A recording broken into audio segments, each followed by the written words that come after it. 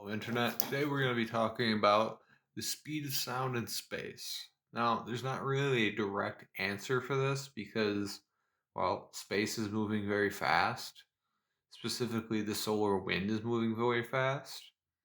And so that makes things very difficult to calculate because the faster the thing goes, well, let's take a step back. So, sound pressure relies upon the density of the atmosphere in space in order to propagate it. But an interesting thing happens when we have a atmosphere that is sufficiently less dense. We run into something similar to the Nyquist theorem. So that's the mathematical principle that if I have a square wave that I want to recreate now, and I have this sine wave generator that can go like this.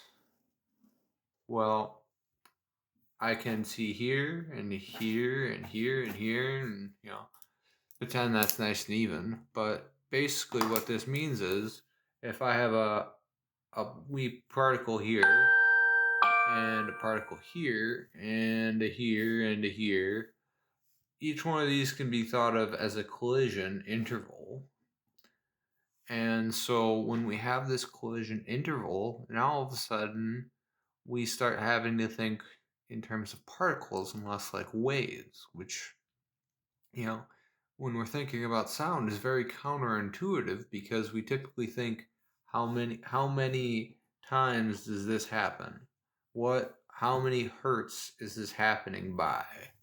So when we see things start behaving like a wave or particles, this gets very strange.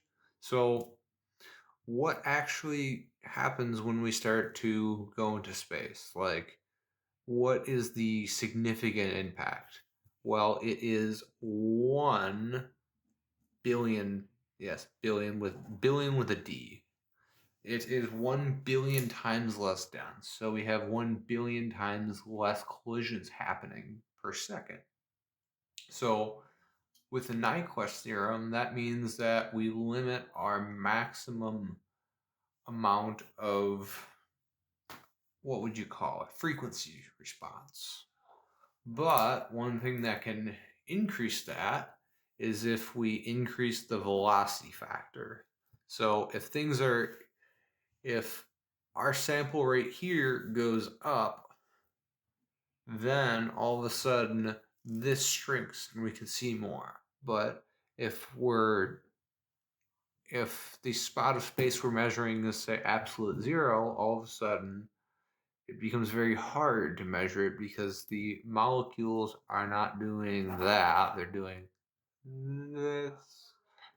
And, they don't interact as much. So, although the air pressure is very important for the speed of sound, it is also important for the temperature in a way, but it is also important for the average velocity of the gas to be important to the. So let me restate that. The average velocity of the gas molecules are what is important for the transmission of sound, as well as that is the density. Because with greater density, you can make up for lack of speed. So the reason I can say this with certainty is because if you breathe in helium, all of a sudden there's more particles moving around inside your lungs and your larynx, and your voice goes up. And if you were to increase the pressure of helium to a significant factor, your voice would then go down. But it would not be very good. So it's an interesting thing. And, you know, if we take this the same principle and we go all the way down to bare minimum, we're doing like one atom per interval. Now all of a sudden we're measuring that atom per interval. We now see that that we've gone right back to the start.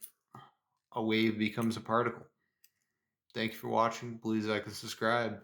If you have any comments on whether or not I should get an editor or a Blender account or maybe do more of these videos, please let me know in the doobly-doo. And thank you for watching.